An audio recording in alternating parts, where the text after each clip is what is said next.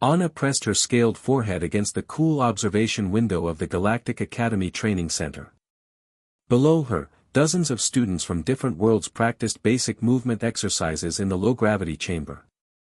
Most moved with natural grace, their bodies adapted to various gravitational forces from their home planets. Then there was the human. Sam tumbled through the air like a broken satellite, his arms and legs flailing as he tried to control his movement. He pushed off from one wall too hard and crashed into the opposite side with a loud thud that echoed through the chamber. Other students glided around him easily, their movements smooth and controlled. "Look at that pathetic display," Anna whispered to her friend Kex, who stood beside her. Kex belonged to a rock-like species from the heavy-gravity world of Stoneheart. Even in this reduced gravity, Kex moved with perfect balance.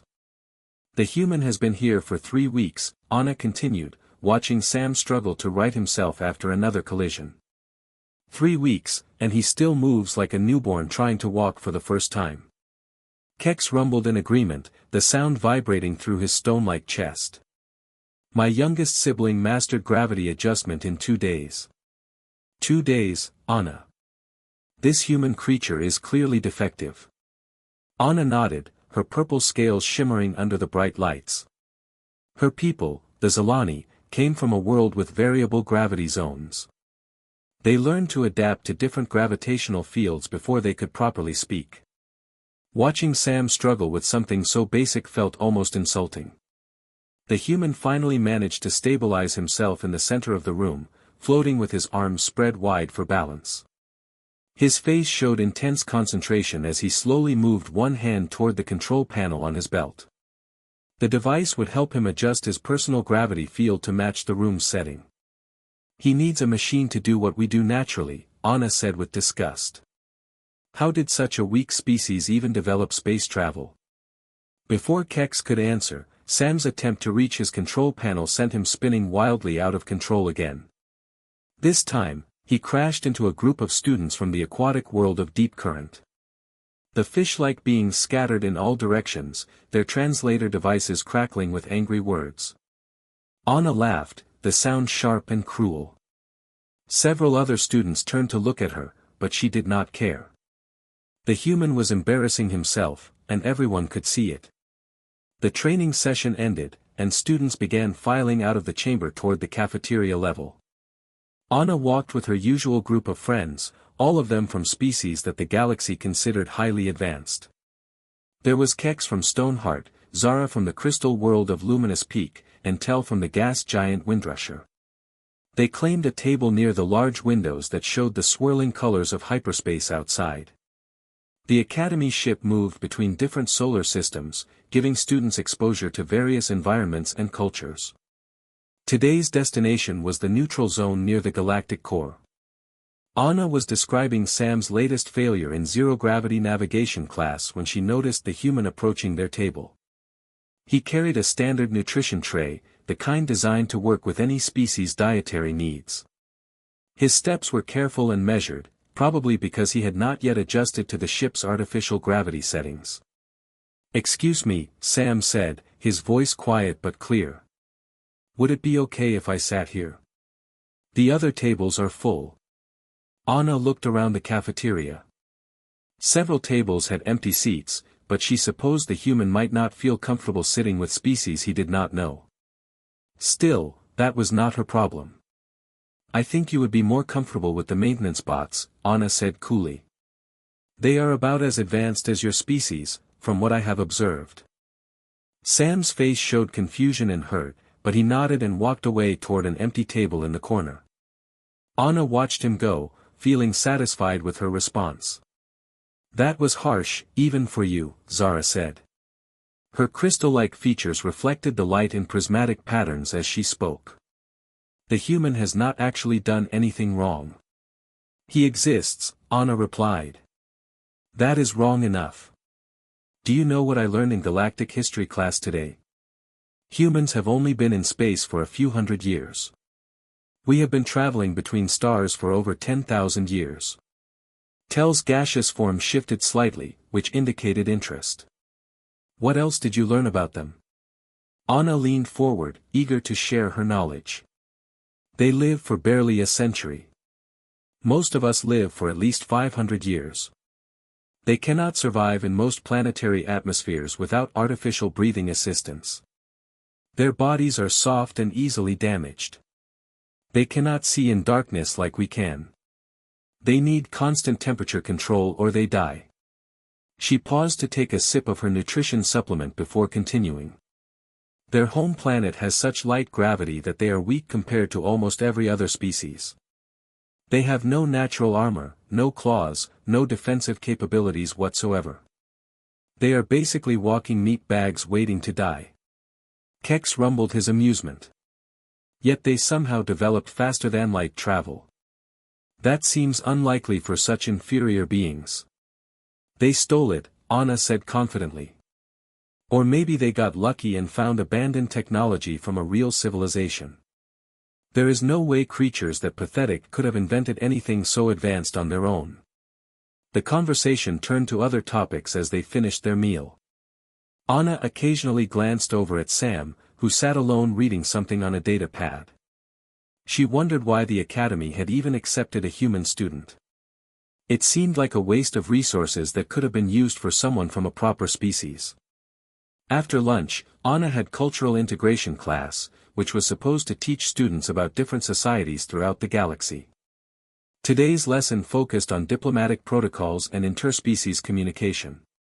The instructor, Professor Quinn from the insectoid hive worlds, clicked her mandibles to get attention.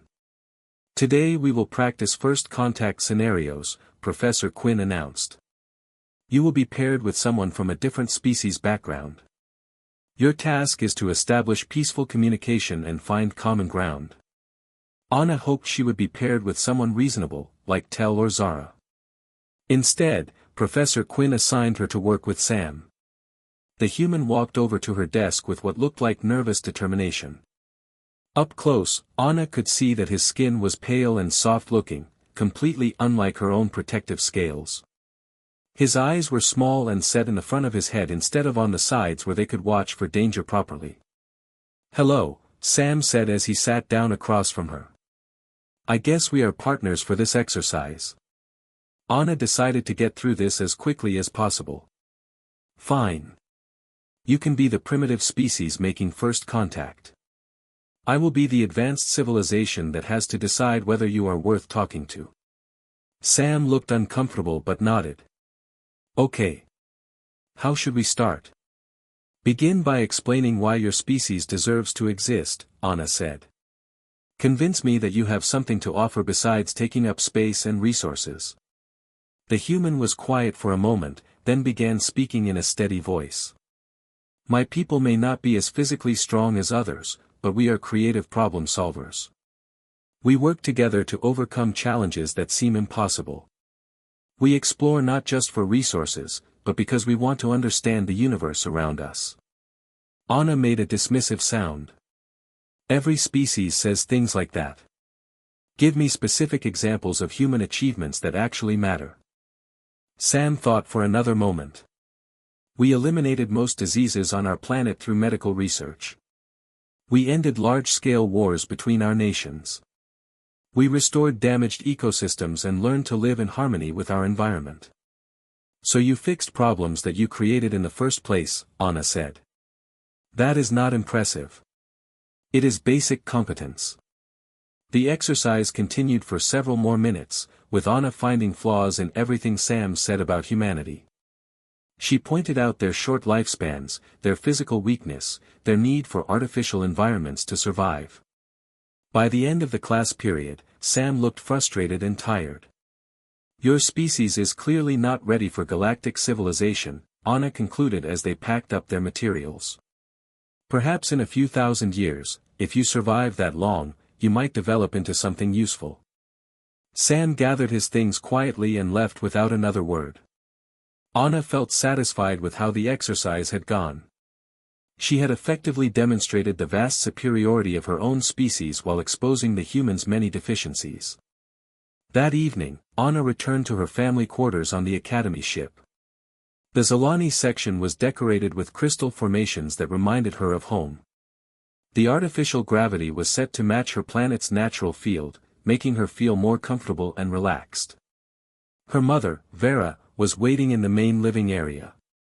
Vera worked as a senior advisor to the Academy's administration, helping to coordinate between different species and cultures. She was older and more experienced than Anna, her purple scales showing the silver patterns that marked advanced age and wisdom among their people.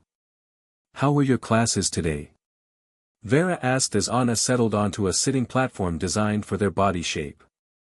Anna immediately launched into a detailed complaint about having to work with the human student. She described Sam's failures in the training exercises, his embarrassing performance in the cafeteria, and his pathetic attempts to defend his species during their class assignment. "The human is completely ridiculous," Anna declared. "I cannot understand why the Academy accepts students from such an inferior species. They waste everyone's time and make the entire institution look bad." Vera listened patiently as Anna continued her rant. She described everything she had learned about human limitations, their short lifespans, their physical weakness, their need for artificial assistance to survive in normal galactic environments. "They have no natural defenses, no special abilities, nothing that makes them worth the resources spent on them," Anna said. "Honestly, Mother, I think they are the most ridiculous mistake that evolution ever made. They should not have survived long enough to develop intelligence, let alone space travel." When Anna finally finished speaking, Vera remained quiet for a long moment. Her expression was thoughtful, almost sad. Anna wondered if her mother was finally realizing the truth about how pathetic humans really were. "Anna," Vera said slowly, "do you know why humans are the only species granted automatic full citizenship in the Galactic Council?" Anna had wondered about that. Most species had to prove their worth over decades or centuries before receiving full diplomatic recognition. Humans had been accepted almost immediately after making first contact. "I assumed it was pity," Anna said.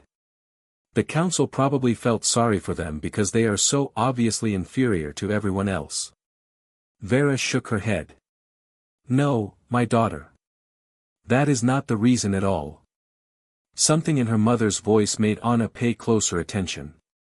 Vera sounded serious in a way that suggested this conversation was about to become much more important. "Do you know about the siege of Kepler Station?"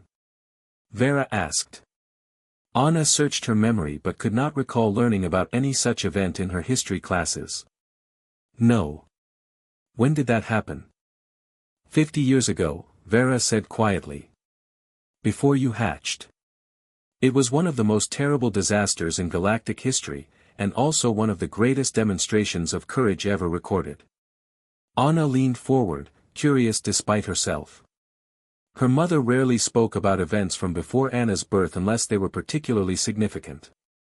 "What happened at Kepler Station?" Anna asked. Vera stood up and walked to a wall panel that Anna had never seen activated before. When her mother placed her hand on the surface, it glowed softly and opened to reveal a hidden chamber behind their living area. "I think it is time you learned the truth about humans," Vera said. "And about why you are alive today." Anna followed her mother into the chamber, wondering what secrets had been hidden from her for her entire life. The room contained memorial displays and holographic projectors, the kind used to preserve important historical records. As Vera began activating the displays, Anna felt a strange mixture of curiosity and unease. Whatever her mother was about to show her, it was clearly something that would change her understanding of humans completely. The first hologram appeared, showing what looked like a massive space station surrounded by ships from dozens of different species. But something was wrong with the image. The ships were not docking with the station. They were keeping their distance, as if afraid to get too close. "This is Kepler Station," Vera said softly. "And this is where everything changed." Anna stared at the holographic display showing Kepler Station surrounded by distant ships. The station looked damaged, with several sections dark and emergency lights blinking along its hull. She had never heard of this place or this event, which seemed strange for something her mother called historically significant. Kepler Station was the largest trade hub in the Outer Rim territories, Vera explained as she adjusted the display controls. Over 50,000 beings from dozens of species lived and worked there. It was a symbol of galactic cooperation and prosperity. The hologram shifted to show the interior of the station. Anna could see beings from many different worlds going about their daily activities. There were Zolani like herself, the rock-like people from Stoneheart, crystalline beings from Luminous Peak, and many others she recognized from her studies. This recording was made 50 years ago, Vera continued. 3 days before the plague ship arrived. Anna felt a chill run down her spine. She had heard whispers about something called the Great Plague in her history classes, but the details were always vague. Teachers would mention it briefly and then move on to other topics. What plague ship? Anna asked. Vera manipulated the controls again. The peaceful scenes of station life disappeared, replaced by images of a small, dark vessel drifting through space. It looked ancient and damaged, covered in strange markings that seemed to shift and change as Anna watched. No one knew where it came from, Vera said quietly. It appeared at the edge of the system without any warning. The station's sensors detected no life signs aboard, so they assumed it was derelict. A standard salvage team went to investigate. The holographic display showed a small shuttle approaching the mysterious ship. Anna watched as the shuttle docked with the vessel and several figures in protective suits entered through an airlock. The salvage team found the ship empty except for some kind of biological material in the cargo hold, Vera explained. They thought it might be valuable for research, so they brought samples back to the station. Anna already knew this story was not going to end well. The way her mother spoke, the serious tone, the hidden memorial chamber, all of it pointed toward disaster. The samples contained a plague unlike anything the galaxy had ever seen, Vera said. It spread faster than any known disease. It could infect any carbon-based life form regardless of species, biology, or evolutionary background. The display changed to show the interior of Kepler Station again, but this time something was terribly wrong. Beings were collapsing in the corridors, their bodies convulsing as some invisible force attacked them. Medical teams rushed between emergency calls, but Anna could see they were fighting a losing battle. How fast did it spread? Anna asked, though she was not sure she wanted to know the answer. The first cases appeared 6 hours after the samples were brought aboard, Vera said. Within 3 days, over half the station's population was infected. Within a week, almost everyone was dying or dead. Anna watched in horror as the holographic scenes showed the progressive collapse of the station's society. Emergency barriers were erected to try to contain the spread, but the plague moved through air ducts and water systems. Medical facilities overflowed with patients that doctors could not help. The station sent distress calls to every nearby system, Vera continued. Ships came to help, but they could not dock. Anyone who came within a certain distance of the station became infected themselves. Rescue ships that got too close had to be destroyed to prevent the plague from spreading to their home worlds. The display showed dozens of ships maintaining a careful distance from the dying station. Anna could see shuttles launching from some vessels, only to be turned back before they could reach the docking bays. The Galactic Council declared Kepler Station a total loss, Vera said. They decided that everyone aboard would have to die to prevent the plague from spreading throughout the galaxy. Plans were made to destroy the station with long-range weapons. Anna felt sick imagining 50,000 beings trapped on a doomed station, watching rescue ships that could not come close enough to help them. It was a nightmare scenario that went beyond anything she had learned about in her disaster preparedness classes. But someone did help them, Anna said, remembering that this story was supposed to explain why humans were respected. The humans came. Vera nodded and changed the display to show a group of small human ships approaching the quarantine zone around Kepler Station. There were only 12 vessels, each one barely large enough for a single crew member. The human government received the same distress calls as everyone else, Vera explained. They knew that anyone who entered the plague zone would die within days. There was no cure, no treatment, no way to survive exposure to the disease. Anna watched the human ships continue their approach despite the warnings being broadcast by the quarantine fleet. Every other species had tried to help and been forced to retreat when their rescue teams became infected. What did the humans think they could do differently?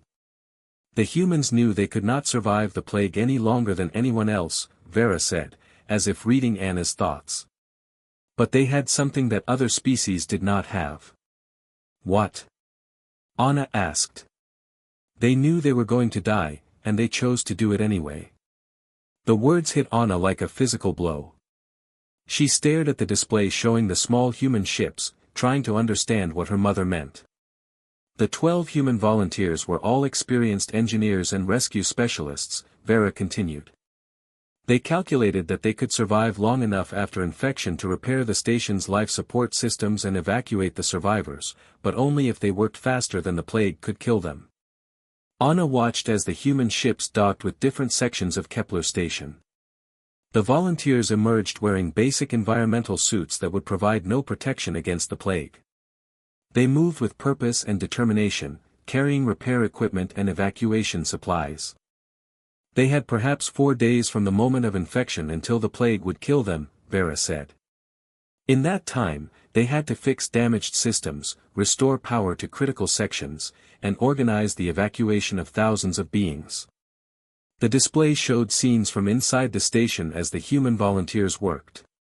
Anna could see them moving through corridors filled with sick and dying beings, stopping to help where they could while focusing on their primary mission. They worked in teams, coordinating their efforts through communication devices. The station's main life support had been failing for days, Vera explained. Without repairs, everyone would have suffocated long before the plague ships arrived to destroy the station. The humans restored power and atmosphere to the evacuation zones. Anna watched the volunteers welding damaged pipes, replacing burned-out components, and rerouting power systems. Their movements were efficient and focused, showing no sign of fear or hesitation despite knowing they were infected with a fatal disease. They also had to organize the survivors, Vera continued. Many beings were too sick to move on their own. Others were traumatized and could not think clearly. The humans went section by section, gathering everyone who was still alive and bringing them to the evacuation areas. The scenes on the display showed human volunteers carrying beings from different species, supporting those who could barely walk, and coordinating with the few healthy survivors to establish order in the chaos. Anna noticed that the humans were already showing signs of infection, their movements were becoming slower and more labored. On the third day, the evacuation ships arrived, Vera said. They were specially designed vessels that could dock briefly with the station and depart before their crews became infected. Anna watched as beings were loaded onto the evacuation ships in carefully organized groups. The human volunteers continued working even as the plague visibly weakened them. Some had to be supported by their companions, but they kept functioning. By the fourth day, all the survivors had been evacuated except for the 12 humans, Vera said quietly. They were too infected to leave the station without risking contamination of the rescue ships. The display showed the final evacuation ship departing from Kepler Station. Anna could see figures in environmental suits watching from the station's observation windows as the ship carried thousands of saved lives away to safety. The humans stayed behind and died alone on the station, Anna said, finally understanding the full scope of what had happened. Not alone, Vera corrected. They died together, knowing that their sacrifice had meaning. The station's logs recorded their final communications. They spent their last hours talking about the families who would be reunited, the children who would grow up, the civilizations that would continue because of what they had done. Anna felt tears forming in her eyes, something that rarely happened to her species. The scope of the human sacrifice was beyond anything she had imagined. 12 beings choosing certain death to save thousands of strangers from dozens of different species. The Galactic Council established the human honor protocols immediately after Kepler Station, Vera continued. Humans were granted full citizenship, voting rights, and permanent representation. Not because of their technology or their strength, but because they demonstrated something that no other species had ever shown. What was that? Anna asked. The willingness to die for people they had never met, Vera said. The humans at Kepler Station saved beings from species that had never even contacted humanity before. They received no reward, no recognition, no benefit of any kind. They simply saw that others needed help, and they gave their lives to provide it. Anna wiped her eyes and tried to process everything she had learned. Her entire understanding of humans had been based on their apparent weaknesses and limitations. She had never considered that those same qualities might be connected to something much more significant. That is why humans are respected throughout the galaxy, Vera explained. Every species looks at them and sees weakness, just as you did. But every government, every military leader, every diplomat knows the truth. When the worst possible situation arises, when all hope is lost, when no one else can or will act, that is when humans become the strongest beings in the universe. Vera manipulated the display controls again, bringing up a different set of images. These showed memorial ceremonies on dozens of worlds, with beings from every known species honoring the sacrifice made at Kepler Station. There is something else you need to know, Vera said softly. Something personal. Anna looked at her mother, wondering what else could possibly be revealed. The story of Kepler Station was already overwhelming enough. You were on the station when the plague struck, Vera said. Anna felt the world shift around her. What do you mean? I was working as a cultural liaison on Kepler Station, Vera explained. You had just hatched a few weeks before the plague ship arrived. When the evacuation began, I was too sick to carry you to the departure zones. The display changed to show sections of the station that Anna recognized from earlier scenes. But now she was seeing them from a different perspective, understanding that she had been there during those terrible days. One of the human volunteers found us in our quarters, Vera continued. I was barely conscious, and you were weak from lack of proper nutrition. The human carried both of us through the damaged sections of the station to reach the evacuation area. Anna stared at the display, trying to imagine herself as an infant in the middle of such a disaster. Her earliest memories were of their home on the Zalani homeworld, where they had moved after her mother recovered from the plague exposure. The human's name was Samuel Chen, Vera said. He was a 40-year-old engineer from Earth who specialized in life support systems. He had volunteered for the mission knowing he would never return home to his own family. Anna felt a shock of recognition. Samuel Chen, she repeated. Yes, Vera said. The grandfather of the Sam you have been tormenting at the academy. The words hit Anna like a physical blow. She sank onto a sitting platform, her mind struggling to process the connection. The human she had mocked and dismissed, the one she considered ridiculous and inferior, was the grandson of the being who had saved her life. Samuel Chen carried you to safety in his final hours, Vera continued. The plague was killing him, but he made sure you reached the evacuation ship before he collapsed. He died knowing that you and thousands of other young beings would have a chance to grow up. Anna remembered her cruel words to Sam in the cafeteria, her dismissive attitude during their class assignment, her laughter when he struggled with the gravity exercises. She felt sick thinking about how she had treated him. Does Sam know? Anna asked. Human families keep detailed records of their ancestors, Vera said. He knows that his grandfather died at Kepler Station. He probably knows that he saved Zalani infants during the evacuation. But I doubt he knows that you were one of them. Anna stood up abruptly, her emotions churning. Everything she thought she knew about humans was wrong. Everything she had said about them was not just incorrect but personally insulting to someone who had every right to expect her gratitude. I have to talk to him, Anna said. Yes, Vera agreed. You do.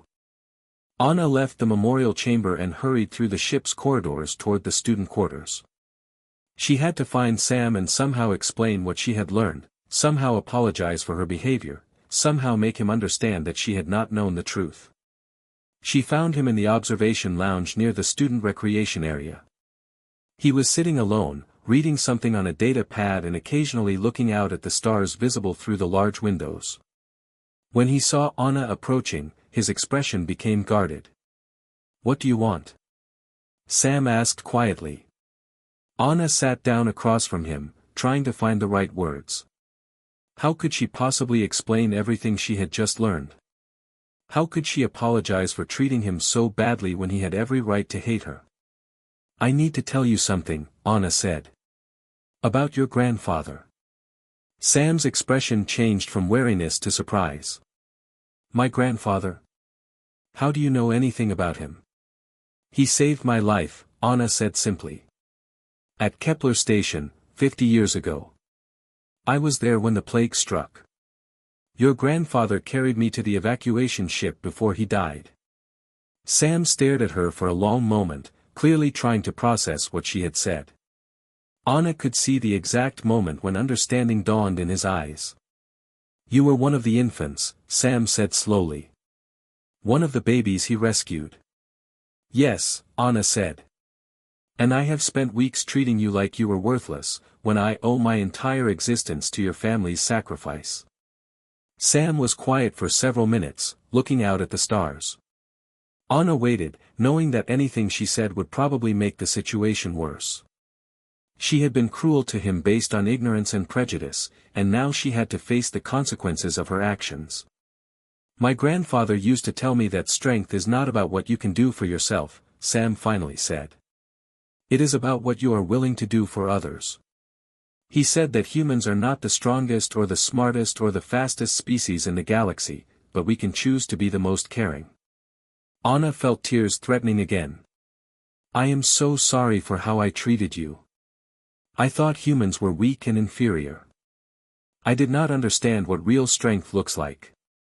Sam turned to look at her directly. "Most people see our limitations and assume that makes us lesser beings. They do not realize that our fragility makes us more aware of how precious life is, not less." "Will you forgive me?" Anna asked. "I know I do not deserve it, but I want to learn to see humans the way they really are, not the way I assumed they were." Sam smiled for the first time since Anna had known him. "My grandfather would have said that anyone can make mistakes, but only good people are willing to admit them and try to do better." Anna felt a weight lift from her shoulders. She had expected Sam to reject her apology, to tell her that her cruelty was unforgivable. Instead, he was offering her a chance to start over with a better understanding. "Can I help you with the gravity exercises tomorrow?" Anna asked. "I promise to be a better teacher than I was a critic." "I would like that," Sam said. "And maybe you can tell me more about what you remember from Kepler Station." "I do not remember much," Anna admitted. "I was just an infant. But my mother has recordings and historical documents. I think you should see them." Sam nodded. "I would be honored to learn more about what happened there." As they sat together looking out at the stars, Anna reflected on how completely her understanding had changed in just one evening.